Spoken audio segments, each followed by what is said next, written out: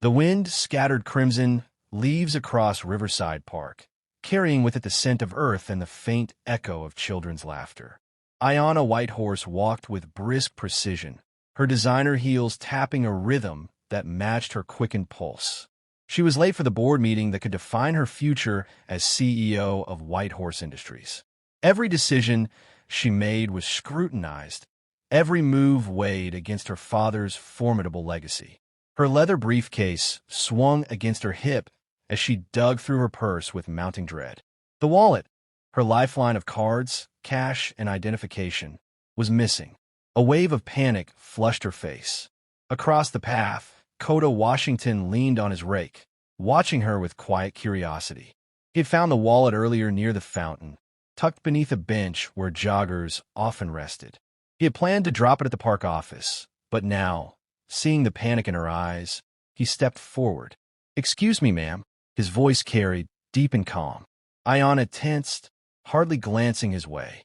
Years of warnings about strangers had trained her to keep her distance. Her assistant's voice echoed in her mind. "Be cautious, especially in public."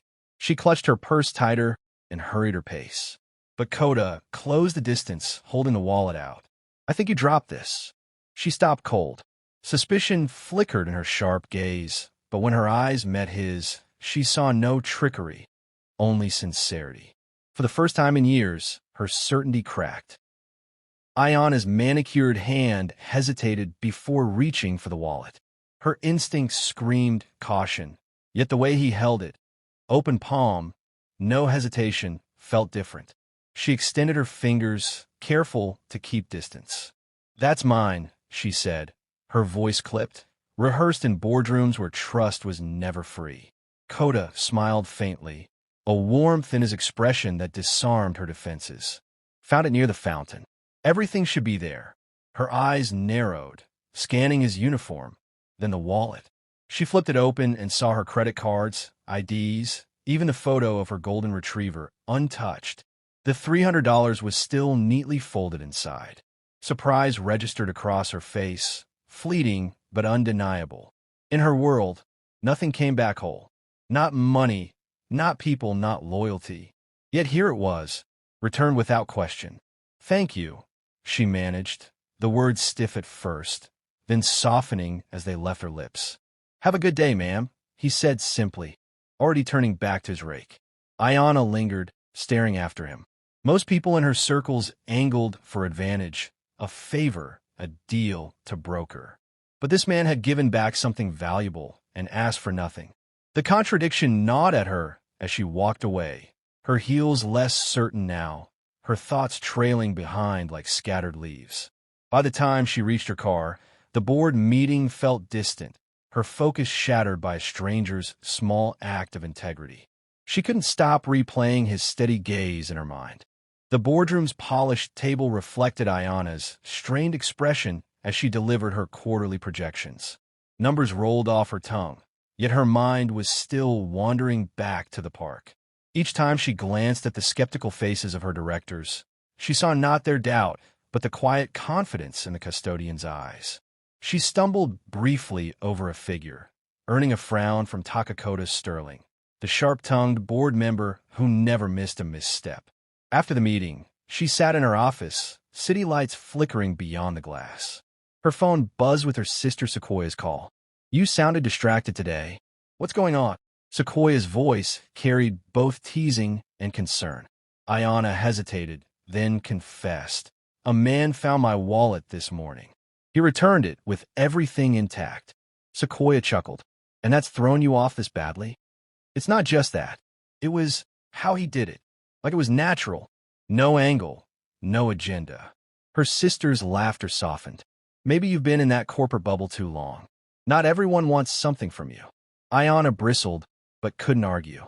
She had built her life on strategy, caution, and the assumption that every gesture carried hidden motives. Yet Cota's simple honesty gnawed at the walls she'd constructed. That night, she stood by her penthouse window, staring down at the grid of streets below. Somewhere out there, the man in the uniform had gone back to raking leaves, untouched by wealth or power. For reasons she couldn't explain, she wanted to see him again. 3 days later, Ayana found herself detouring through Riverside Park under the guise of needing fresh air. Her driver had raised an eyebrow when she asked to be dropped off blocks away from her usual lunch spot, but she brushed off the question. The truth was harder to admit, even to herself. She was hoping to see him again, and there he was. Cota, bent over near the playground, speaking softly to a child who had lost sight of his mother. His voice carried patience, his presence reassuring. Within minutes, a frantic woman rushed over, clutching her child with tears of relief. Cota only smiled, told her it happened to the best of parents, and went back to his work. Ayana lingered by the path, captivated. When his gaze finally found her, recognition sparked in his eyes. "Wallet lady," he teased gently, wiping soil from his hands. "How did the meeting go?" She blinked, startled that he remembered. "The board approved my proposal," she answered, almost sheepishly. "Congratulations. Sounds important." "It was," she said, then paused. Gratitude pressed against her reserve. "I wanted to thank you properly. Maybe lunch?" His brows lifted, amusement flickering. "That's kind, but unnecessary. I was just doing what anyone should do. Please, I insist." For a moment, he studied her face, searching beyond the polished exterior. Finally, he nodded. "All right, but somewhere casual. I'm not dressed for fine dining." Ayana realized she didn't even know what casual felt like. Cota led her a few blocks from the park to a modest corner diner with faded red awnings and the smell of frying onions drifting through the air. The vinyl booths bore years of wear, and laughter echoed from families squeezed into tight spaces. For Ayana, it was a world apart from the glittering restaurants where she usually negotiated mergers over glasses of imported wine. An elderly woman behind the counter greeted Cota with a knowing smile. "Your usual table?" she asked warmly. "Yes, thanks, Nkomis," he replied, motioning for Ayana to follow. She slid into the booth across from him, smoothing her skirt as though the seat might stain her clothes. But then she noticed how comfortable he looked, as if he belonged to this place in a way she never quite belonged anywhere. "You know my name from my credit cards," she said, half smiling, "but I never got yours." "Cota Washington," he answered. Then, almost casually, "I picked the name when I aged out of foster care." Seemed fitting. Her breath caught at the blunt honesty. "You were in foster care?" "Since I was 8. Parents died in a car accident. I've been finishing an engineering degree while working here at night." Ayana blinked, surprised by the quiet determination in his tone. He wasn't a man defined by circumstance. He was building something. For the first time in a long while, she leaned forward, genuinely curious, forgetting to guard herself with polished small talk. Their meals arrived, burgers wrapped in paper, fries stacked high on chip plates. Ayana hesitated before taking a bite, self-conscious of the ketchup bottle already on the table. But Cota dug in without pretense, and soon she found herself laughing at how unfamiliar, yet oddly freeing it felt. "So, engineering," she said between bites. "What kind?" "Environmental systems," he replied, eyes brightening. "I want to design parks and urban spaces that serve people better. Safer, greener places where kids can play and families can gather." His passion carried an ease she rarely saw in her world, where ambition was sharpened into competition. She studied him for a moment. "You're close to graduating?" "2 semesters. I've been saving every penny to cover the last push." Pride edged his voice, not boastful, but firm, like he was shaping his own destiny one brick at a time. She felt a strange tug in her chest. All her success had come with inherited networks, corporate leverage, and her father's name. Yet here sat a man building a future from resilience alone. "What about you?" he asked suddenly. "Besides running boardrooms and losing wallets?" Despite herself, Ayana laughed. A real laugh, unpolished and unguarded. "I lead White Horse Industries.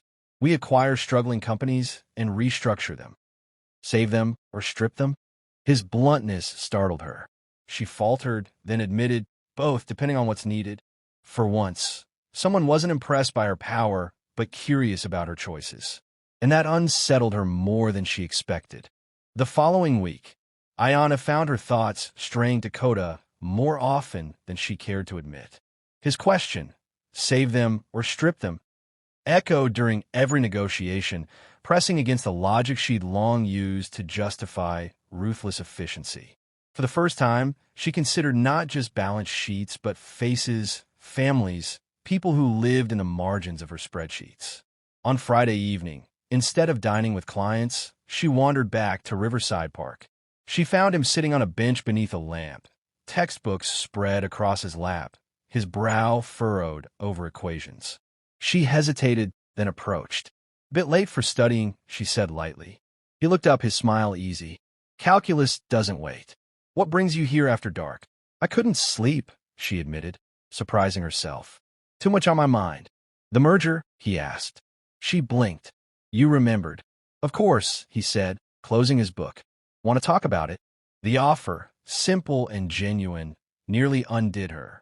So few people ever asked about her thoughts, only her decisions, her outcomes. Sitting beside him, she exhaled. "I keep wondering if I'm actually helping anyone, or if I'm just shuffling money around." He studied her quietly, then said, "I think you care more than you admit. That's why you're questioning yourself." They fell into a silence that wasn't empty, but steady, as though the city noise dimmed just for them. For once, Ayana felt seen, not as a CEO, but as a person. Word count, 250, cumulative, 1750. Saturday morning drew her back to the park once again, though this time she didn't bother with excuses. She found Cota kneeling by a flower bed near the entrance, gently replanting fragile stems.